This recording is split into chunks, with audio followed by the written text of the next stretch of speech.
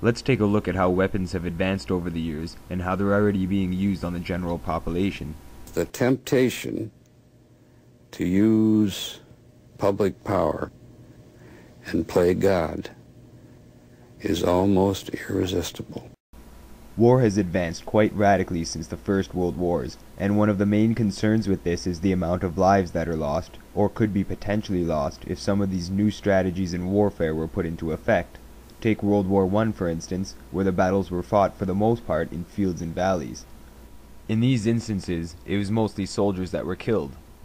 Moving on to World War II, we see more combat being fought in cities and villages, and bombs being dropped on buildings as well. Irreplaceable historical landmarks and buildings were often destroyed in these raidings and bombings. And with just a quick jump into the future, wars are now being fought in cities, bombs being dropped on buildings, with people still inside. So indeed, war has advanced quite drastically in the last 100 years, and in the same fashion so has the technologies being put into new forms of weaponry. Mass production munition factories have expanded drastically in the last 2 decades. A vast amount of money is being spent on this industry, and as the majority of you know, governments are allotted a certain budget for the military. Many administrations spend way too much on these costs, which is the direct reason there is still poverty and severe problems of low-income families happening right now all over North America and abroad. These industries already charge absurd prices for the goods to stock these militaries, and some bullets cost as much as $4 each. Thousands are often shot in a single day, and it is quite obvious that it is taxpayers' hard-earned money that is paying for these Hollywoodized wars. We hear the noise of helicopter, the sound of helicopter, and I think that the helicopter land here on the grass. Like a film of Hollywood, they cry and go, go, go, shout, go, go, go, with guns and with the blanks, without bullet, blanks and sound of explosion, and broken the door. We are very scary.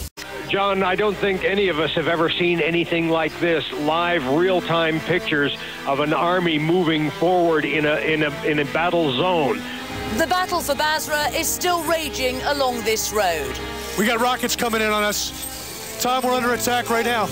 There are substantial American forces close to the Iraqi capital.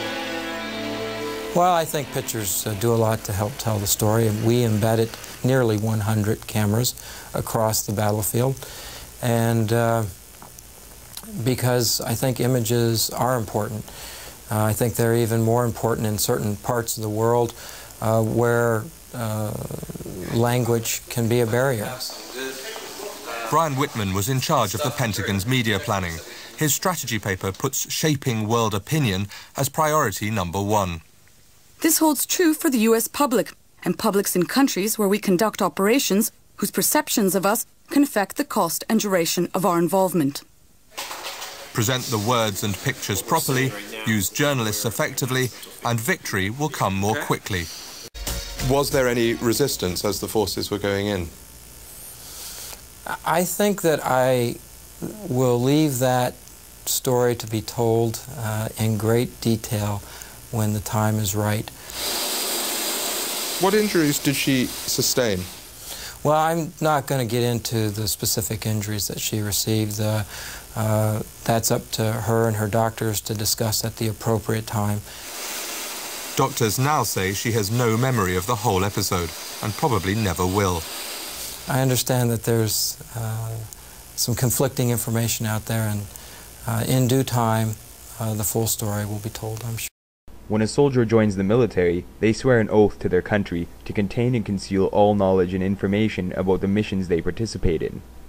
When soldiers are asked to speak about the nature of their missions, they do not tell, and therefore the general public have no idea about what is really going on during these wars. If soldiers were to tell about these secrets, then we may have a better understanding of how to actually obtain world peace. Contracting companies make billions of dollars each year as wars are able to generate mass revenues, and companies receive large bursaries and budgets to work with, using taxpayer dollars.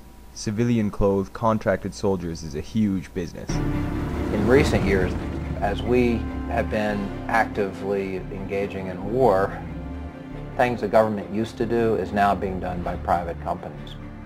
Food, laundry, and housing were services provided within the military. Now we're in Iraq, you still need a lot of support mechanisms, and there's just not enough military infrastructure to do this. Private contractors come in and they fill the gap. I saw contractors in Iraq doing anywhere from helping fix tanks, helicopter mechanics, pretty much any job that's in the military, there's a civilian contractor right there. There are over 100,000 private contractors working in Iraq, Kuwait, and the surrounding area. This war has been privatized to a greater extent than any other war in history. They're part of a multi-billion-dollar industry fueled by your tax dollars, an industry very much in need by the U.S. military. 40 cents out of every dollar Congress controls now goes to contractors. There's more than 20,000 private military on the ground. The second largest armed force in Iraq are private security. They outscale the Brits or any other nation.